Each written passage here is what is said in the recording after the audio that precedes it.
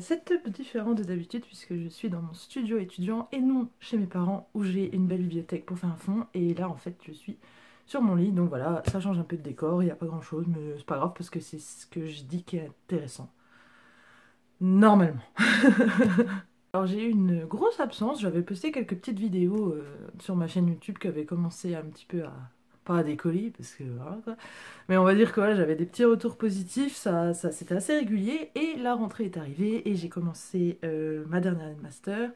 Et pendant 4 mois, j'ai été bien prise par les cours, des déplacements, des examens, ce genre de choses. Du coup, ben, j'ai pas trop eu le temps de lire déjà pour moi-même.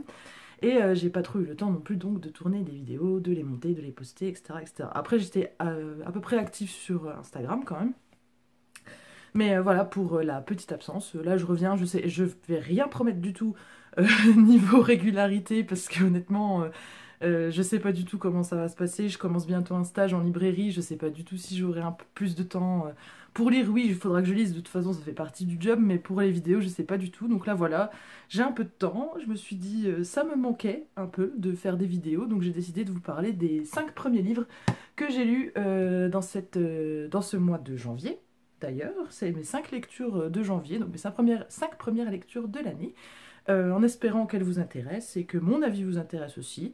Et sur ce, je vais commencer avec le premier bouquin. Alors, le premier livre que j'ai lu cette année, c'est Zoomancie de Adrien Thomas, publié chez les éditions Lynx. J'avais déjà beaucoup aimé le premier livre que j'ai lu de l'auteur, qui était Engrenage et sortilèges chez Rajo. Ça avait été d'ailleurs honnêtement une de mes meilleures lectures de 2019. J'avais rencontré l'auteur aux Imaginables pour la première fois. Je l'ai revu à Besançon pour le festival Le Livre dans la Boucle, où je lui ai pris celui-ci, qui était son dernier sorti au moment où je l'ai rencontré. Et donc j'ai bien aimé celui-là aussi. C'est pas autant un coup de cœur que Engrenage et sortilèges, mais vraiment bah, ça se lit super bien, super vite. J'aime beaucoup, enfin ça c'est pas du fait de l'auteur, je pense pas entièrement, l'intérieur du livre en fait, avec tout ce qui est typo, petits dessins, le travail d'édition qui a été fait au niveau de la mise en page. Donc bravo à l'éditrice ou l'éditeur qui s'est occupé de la mise en page. Il va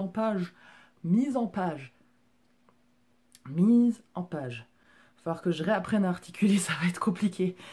Donc bravo à l'éditeur ou à l'éditrice, c'est un très joli objet livre, et en plus le contenu est intéressant. La couverture est super chouette aussi, si vous pouvez voir, c'est vraiment sympa. Et donc de quoi il s'agit? Il s'agit de 3 personnages qui vivent dans le monde de chez nous, de la Terre. Sauf que ça a été un petit peu le caca, parce que vu que les humains on est un peu nuls et qu'on fait rien pour la planète, on fait rien pour les animaux, on fait rien pour le climat, et ben c'est devenu un petit peu caca. C'est-à-dire que Paris est complètement inondé par la Seine, et vit sous les eaux, quasiment. Les pays qu'on considère aujourd'hui comme des pays du tiers-monde, du style des pays d'Asie ou des pays d'Afrique, ont un monopole sur l'énergie solaire et du coup sont devenus beaucoup plus riches, ce qui fait que les pays les pays occidentaux, anciennement riches et capitalistes, etc., sont devenus le nouveau tiers-monde. Beaucoup d'animaux ont disparu, il y a eu des guerres, etc. Donc c'est un peu la misère, quoi. On part sur un scénario catastrophe dystopique, on va dire, somme toute assez classique, qu'on retrouve dans pas mal de romans qui sont sortis ces dernières décennies, peut-être cette dernière décennie. Euh, et là, en fait, on va suivre 3 personnages qui évoluent dans ce monde-là à différents endroits du globe. Je vais essayer de pas trop en dire, parce que en général, j'ai peur de trop en dire. Et en même temps, si j'en dis pas assez, c'est difficile d'expliciter mon avis. Je sais pas si vous voyez ce que je veux dire. Et donc nous suivons Camille, qui est dans... Alors dans quel pays il est? Dans une réserve... Je crois que c'est au Congo. C'est plus redit dans le... C'est dans un pays d'Afrique, en tout cas dans une réserve. Et il me semble que c'est au Congo. Mais peut-être que je me trompe, parce que du coup j'ai plus ce détail-là en tête. Et qui s'occupe d'une réserve en fait d'animaux. C'est un ranger en fait qui protège les animaux des braconniers, etc. Et il a un lien affectif assez fort avec une okapi, qui est un animal qui ressemble à une espèce de gazelle en un peu plus balèze. Et grossièrement. On a Faustine qui elle vit à Paris, donc dans ce Paris complètement sous les eaux, méconnaissable, etc. Elle travaille avec sa petite amie dans un espèce de zoo en fait, bon un zoo finalement, comme soigneuse. Ce zoo en fait il a été créé par un milliardaire un peu excentrique qui s'appelle Vincent Noir, qui est assez mystérieux, qui veut préserver les animaux, donc elle travaille là-bas. et elle vit un peu au jour le jour avec ce qu'elle peut manger, sachant qu'elle a déjà une situation entre guillemets privilégiée puisqu'elle a un travail, etc. Et on a Spider qui lui est un hacker professionnel, il est payé voilà pour hacker. Hacker? Ah, je m'y connais pas du tout, mais voilà, il est payé pour débusquer notamment des criminels ou des entreprises qui ont des agissements frauduleux, etc. Grâce à l'informatique, et il est très doué dans son domaine. Et lui, en fait, il va se rendre compte petit à petit qu'il développe un lien assez particulier avec les araignées. D'où son, enfin, d'où non. Son nom à la base de Spider, c'est parce qu'il est sur une toile, la toile de l'internet, n'est-ce pas? Et, euh, et donc Faustine, elle qui est à Paris, elle va se rendre compte qu'il y a une baleine qui a réussi à remonter la Seine, puisque maintenant elle est beaucoup plus large et plus profonde, jusqu'à Paris, et elle va chanter avec la baleine, et elle va se rendre compte qu'elle a aussi un lien avec cette baleine. Et donc on suit les points de vue de ces trois personnages différents qui vont se rendre compte qu'ils ont un lien assez particulier avec chacun un animal. Et ils se demandent un petit peu d'où ça vient, ils se demandent pourquoi, est-ce que ça a l'air d'avoir un effet sur les autres humains aussi, temporairement parfois, etc. Et donc beaucoup de questions se posent dès le début, même si on voit venir quelques ficelles, j'ai quand même été assez surprise par certains retournements de situation et certaines explications données par l'auteur. En plus de ça, j'ai bien aimé aussi plusieurs des personnages secondaires que j'ai trouvé comme bien développés, même si parfois on les voyait pas beaucoup. Au final, voilà, ils avaient vraiment tous leurs caractéristiques et en général, dans une histoire, j'aime bien qu'il y ait un panel de personnages divers et variés. Et là, pour le coup, niveau diversité et que ce soit diversité ethnique, diversité sexuelle, diversité de caractère, etc. J'ai vraiment bien été servie. Et au niveau de l'univers, j'ai trouvé aussi que l'auteur s'embarrassait pas forcément de descriptions à rallonge, et d'ailleurs, il en a pas besoin, parce qu'en très peu de mots et en très très peu de temps, il arrive à nous immerger complètement dans ce monde du futur qu'il a imaginé, du futur d'ailleurs plus ou moins proche. Et du coup, j'ai trouvé ça vraiment sympa. Je l'ai lu assez vite. En fait, je l'avais commencé, je crois, j'avais dû lire un petit tiers pendant que j'étais enfin, quand j'étais sortie du festival Livre dans la boucle fin septembre, et je m'étais rendu compte que j'arrivais pas à me mettre dedans, mais c'était surtout à cause des cours. Et en fait, quand je l'ai repris là début janvier, bah, ça a coulé tout seul, et je me suis remise tout de suite dedans. J'ai juste repris quelques pages avant pour être sûre de rien avoir loupé, et puis hop, c'était lu. Et donc voilà, je recommande beaucoup. C'est un peu moins jeunesse que Engrenage et Sortilège. Engrenage et Sortilège, je pense que ça peut être lu sans grand problème à partir de 9-10 ans, alors que celui-ci, sachant que c'est un peu plus dur, peut-être un peu plus complexe, je dirais plutôt vers 12-13 ans. Après voilà, ça dépend aussi de l'enfant et de ce qu'il ou elle a déjà lu, mais voilà, de ma propre appréciation, je le situerai à peu près comme ça. Voilà, très bon bouquin. Adrien Thomas, j'ai hâte de le revoir, notamment aux Imaginales. Je vais m'attaquer, je pense, à sa saga, son cycle de fantasy, La Geste du Sixième Royaume, je crois que ça s'appelle comme ça. Et voilà, j'ai hâte de découvrir toute sa bibliographie, puisque j'aime son style, j'aime la personne aussi. Et on pourrait croire que c'est anodin, mais en fait, je trouve ça assez important finalement, surtout dans le cadre des rencontres, des dédicaces. Et voilà, j'espère qu'il va continuer à écrire beaucoup, parce que c'est cool. Ensuite, j'ai décidé de sortir un classique américain de ma pile à lire, La route de Cormac McCarthy, qui est là, publié chez les éditions de l'Olivier. Alors, j'ai eu un petit problème avec ce livre. Je vous explique. Alors, d'abord, j'ai vu le bouquin. Miguel, je vais vraiment avoir du mal. J'ai vu le film avec Viggo Mortensen il y a quelques années, et ça m'avait beaucoup marqué. J'avais bien aimé le film. Et je savais que j'avais ça dans ma pile à lire. Je m'étais dit, bon, je vais pas lire le bouquin tout de suite après avoir vu l'adaptation. Déjà que pour moi, j'ai un peu fait les choses, excusez-moi, je m'installe, dans le mauvais ordre, dans le sens où d'habitude, si jamais il y a une adaptation filmique, j'essaye de lire le livre avant, pour pas me laisser influencer par tout ce qui est choix des acteurs avec le physique des personnages, intrigue, etc. Et vraiment, voilà, me faire ma propre expérience. Sauf que là, bon voilà, les circonstances ont fait que j'ai sorti le bouquin plusieurs années, je crois que j'ai dû le voir il y a bien 3 ans, le film.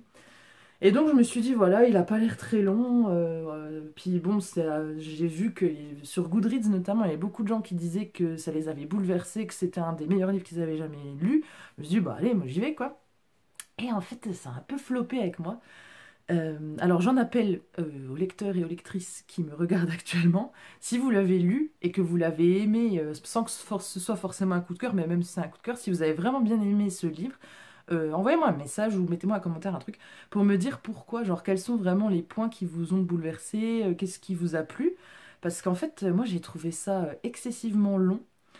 J'ai trouvé le style d'une répétitif au possible et pas intéressant parce qu'en fait au début on se dit que l'auteur il utilise la répétition et la lenteur pour nous faire ressentir ce que les personnages ressentent. C'est-à-dire vous avez un homme et son fils, hein, pour vous pitcher si jamais vous ne connaissez pas l'histoire, un homme et son fils qui sont dans une Amérique dévastée par les cendres, par le froid qui essaye d'aller vers le sud.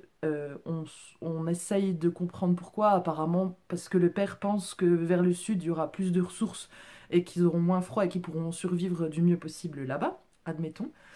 Et sur leur route, voilà, ils vont faire des rencontres plus ou moins sympathiques, dont des gens qui pratiquent le cannibalisme, dont des voleurs, dont des gens d'autres gens qui se cachent, enfin voilà. Et donc on suit leur quotidien. Donc c'est sûr que à part les moments où ils vont croiser d'autres gens, ils sont que tous les deux. On a quelques petits souvenirs du père qui nous reviennent de temps en temps sur la mère du petit, ce qui lui est arrivé, etc. Et c'est tout. Et du coup, les moments, enfin, le plus souvent dans le bouquin, on a des moments de vie quotidienne, on boit de l'eau, on fait un feu, on dort, on se réchauffe, il fait à manger, il cherche à manger, enfin voilà. Donc c'est sûr que on n'est pas dans le sensationnel, on est dans presque la contemplation, et de la contemplation un petit peu triste d'ailleurs, puisqu'ils ont un quotidien quand même extrêmement dur. Donc je pense comprendre que le style est là pour nous faire ressentir ça. Mais en fait, au bout de 50 pages où on a eu des répétitions comme ça m'a juste fatiguée. Et je me suis demandé à un moment donné si c'était pas peut-être la traduction française qui faisait que j'étais pas accrochée. J'ai cherché des extraits en VO, mais en fait, je trouve personnellement de ce que j'ai vu que ça avait l'air assez bien traduit. Donc je pense pas que c'est le traducteur ou la traductrice, c'est un traducteur, je crois, qui m'a rebuté comme ça. Oui, François Hirsch, voilà. Et du coup, bah, je vais vous lire quelques extraits pour vous montrer, enfin pour vous illustrer ce que je veux dire en fait, parce que moi, au bout d'un moment, c'était juste plus possible, ça m'emmerdait comme pas possible en fait. Voilà, par exemple. Il leur fallut pas mal de temps pour trouver le caddie. Il le sortit de la congère et le redressa et dégagea le sac à dos et le secoua et l'ouvrit et y fourra une des couvertures. Il mit le sac et les autres couvertures et les vestons dans le panier du caddie et souleva le petit et l'assit par-dessus pour défaire ses lacets et lui enlever ses chaussures. Il sortit son couteau et entreprit de découper un des vestons et d'envelopper les pieds du petit. Il se servit du veston tout entier, puis il découpa des grands carrés de plastique dans la bâche en les tenant par-dessous, il les enroula autour des pieds du petit, puis les noua à ses chevilles avec la doublure des manches du veston. Il fit un pas en arrière. Voilà, c'est lourd quand même. Enfin, il y a beaucoup de et, donc en anglais c'était beaucoup de ends.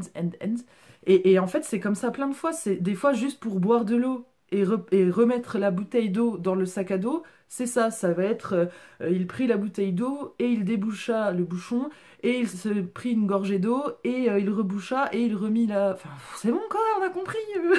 Et du coup c'est ça qui m'a vraiment le plus frustrée en fait parce que j'étais là, je me disais bon ça n'avance pas trop cette histoire.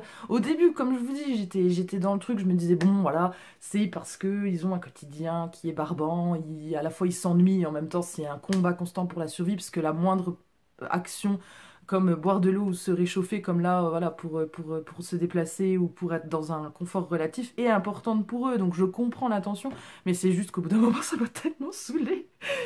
Donc voilà. Après, pour ce qui est de l'histoire et notamment de la fin, il y a beaucoup de gens qui avaient mis une critique en disant que c'était un formidable message d'espoir pour l'humanité. Et moi, je trouve pas du tout. Je trouve que c'est extrêmement pessimiste par rapport à l'humanité et ce qui fait de nous des humains.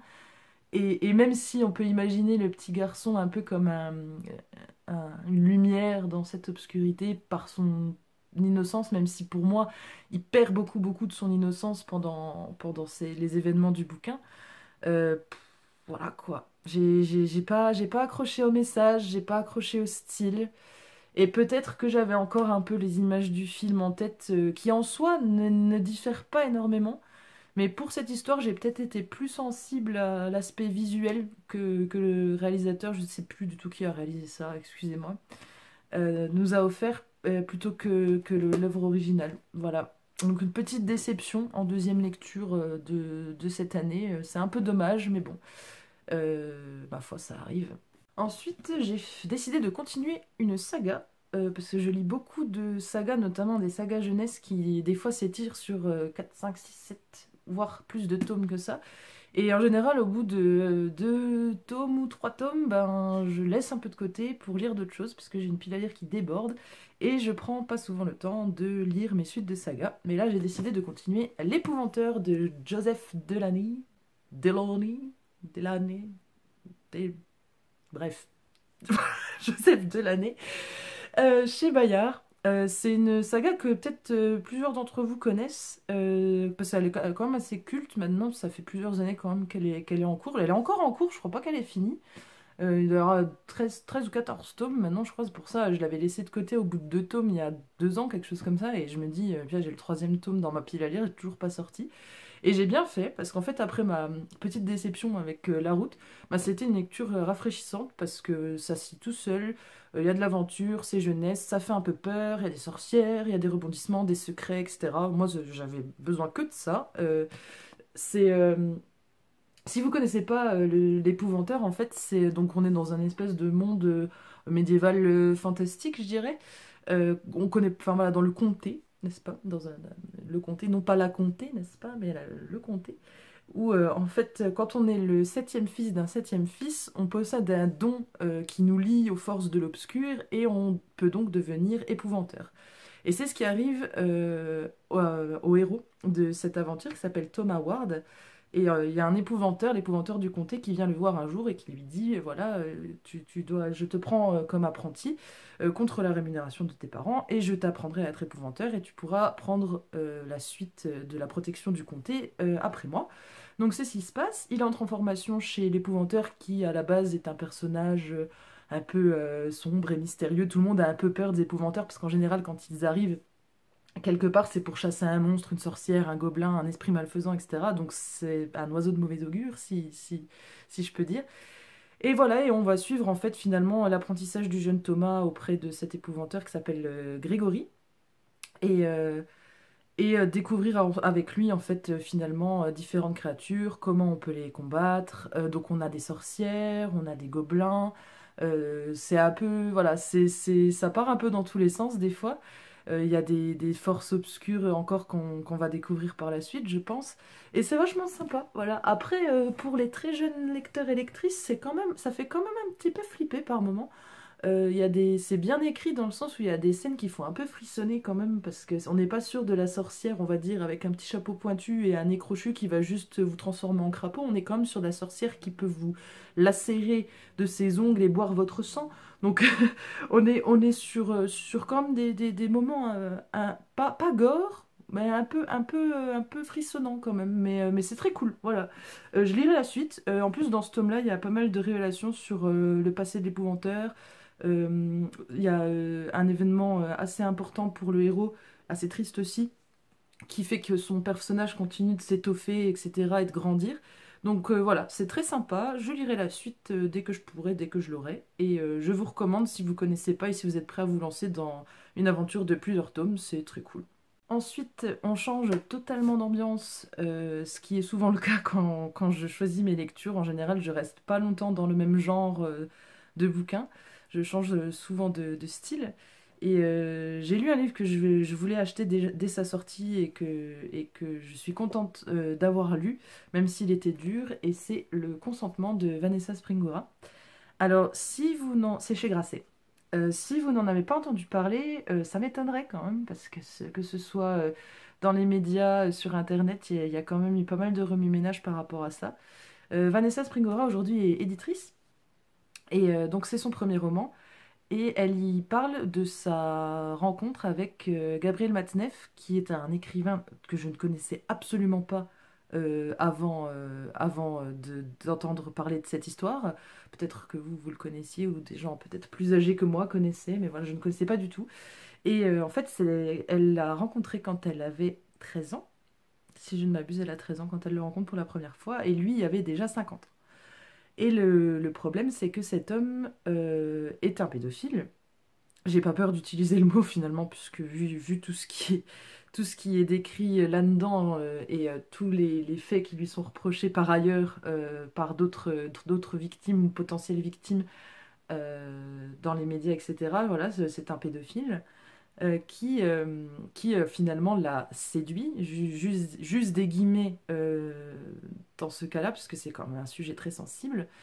Et elle va raconter de son point de vue à elle comment elle a vécu cette relation qui a duré sur plusieurs années pendant son adolescence et mettre au jour un petit peu ce personnage absolument exécrable et détestable qu'est Gabriel Matzneff et sur finalement la complaisance du milieu littéraire sur les agissements de ce monsieur, puisque beaucoup de gens, dont sa propre mère, étaient au courant que cet homme avait des relations sexuelles et des relations suivies avec de très très jeunes filles de 13, 14, 15 ans, et il allait aussi dans des pays tels que la Thaïlande pour s'adonner à ce qu'on appelle le tourisme sexuel et souvent donc se coucher avec, violer même des prostituées mineures, hommes comme femmes, garçons comme filles. Et donc, sur ce sujet bien lourd, Vanessa Springora a sorti un roman que je trouve très fort, émouvant, extrêmement bien écrit qui n'est pas dans le pathos non plus. Et c'est ça que j'ai trouvé vraiment, vraiment bien, c'est que elle se questionne elle-même sur ce qui a fait qu'elle s'est laissée faire, même si le terme est mal choisi, mais c'est plus ou moins ce qu'elle laisse entendre, parce que c'est évidemment que ce n'était pas de sa faute si, voilà, à 13 ans, on est naïve, on a un homme d'un milieu aisé et d'un milieu littéraire où il est reconnu et célèbre qui nous cherche comme ça. On ne se rend pas compte, évidemment, on n'a pas le recul nécessaire pour savoir ce qu'il y a de mal et le mal qu'on peut nous faire quand on est dans cette situation. Et, euh, et vraiment, j'ai été extrêmement touchée par ce roman qu'il est difficile de poser une fois qu'on a commencé à lire, parce qu'on ne peut pas s'empêcher de se demander, mais comment va-t-elle s'en sortir? Comment l'a-t-elle vécu? J'espère honnêtement que l'écriture de ce roman a pour elle été cathartique. Je pense que c'est, c'était...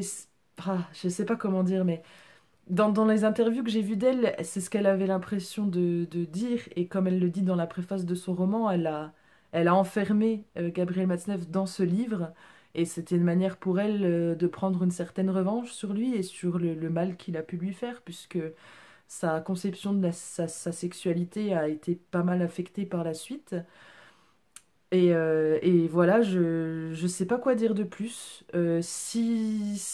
Voilà, si vous n'avez pas peur d'être affecté par des mentions de viol, pédophilie cachées ou suggérées, voire parfois un peu frontales, vous pouvez lire ce livre, je vous le conseille vraiment, vraiment beaucoup, que ce soit d'un point de vue littéraire ou d'un point de vue militant, je pense que c'est une lecture essentielle.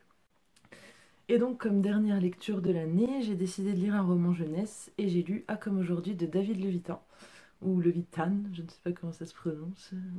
Euh, et c'était cool. Voilà, c'est tout pour moi. Au revoir, bonne journée. Non, vraiment très bonne lecture. En fait, on suit une entité, une personne qui s'appelle A, parce qu'il ou elle n'a toujours pas trouvé de prénom définitif pour une raison bien simple, c'est que il ou elle se réveille tous les matins dans un corps différent. A 16 ans. Et depuis qu'il ou elle est né, ça a toujours été comme ça. Il n'y a pas d'explication pour le moment, même si on entrevoit un semblant de- d'indice plus ou moins à un moment donné dans l'histoire.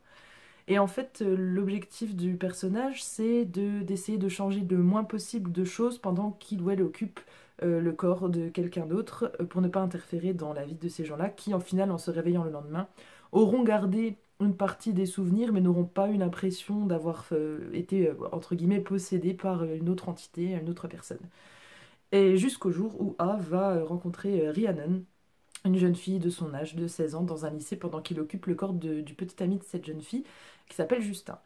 Et en fait, il ou elle, je dis il ou elle en fait parce que ça ne nous est jamais précisé, et puisque le personnage change constamment de genre et ou de sexe, au final, voilà, c'est un personnage pour moi qui n'est ni masculin ni féminin, ou peut-être un peu des deux, comme il ou elle le dit très justement.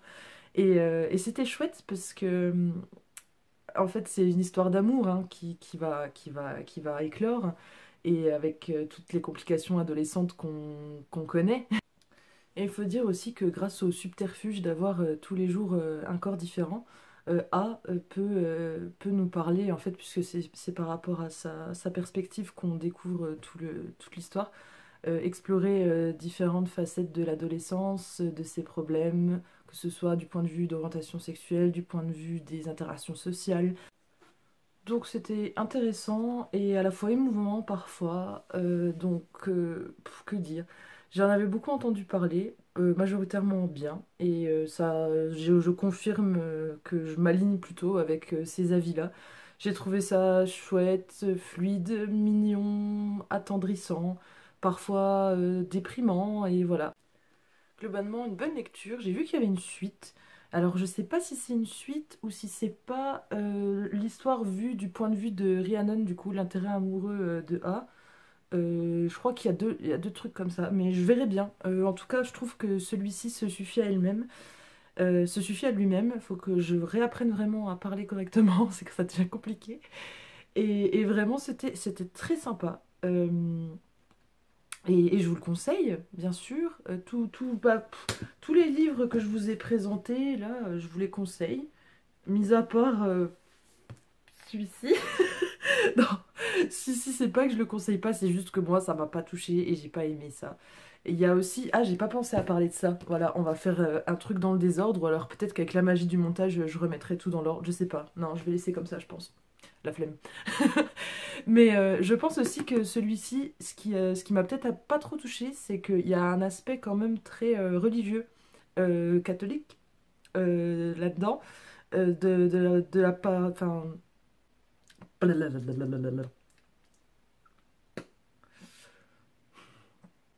y a un aspect, je disais donc, il y a un aspect très religieux, très catholique, surtout du point de vue du père et de ce qu'il essaye de transmettre à son fils. Bon, moi, n'étant pas croyante moi-même, du coup, ça m'a pas forcément touchée. Après, peut-être que ça n'a rien à voir avec ça et que je me plante complètement, parce que j'ai déjà pu être touchée par des histoires où on parlait de religion sans forcément me sentir concernée directement. Ça n'empêche pas du tout. Mais voilà, je me pose des questions, vraiment, parce que vous connaissez cette impression où vous avez l'impression de passer à côté d'un monument de la littérature et vous vous dites, est-ce que c'est moi qui suis stupide ou tous les autres sont stupides? Je pense que ni l'une ni l'autre de ces phrases n'est vraie, mais pour autant, il y a toujours cette impression très, très con où on se dit, mince, si j'ai pas compris ou si j'ai pas aimé, c'est que je suis pas assez cultivée ou je suis pas une bonne lectrice. Enfin, ça me le fait des fois. Et là, ça me fait presque ça m'embête. En tout cas, d'un point de vue de mon opinion, j'ai pas aimé. Enfin, genre vraiment pas. Je crois que je lui ai mis 12 sur Livre Addict et encore 12, j'ai envie de mettre 10 parce que genre ça se lit.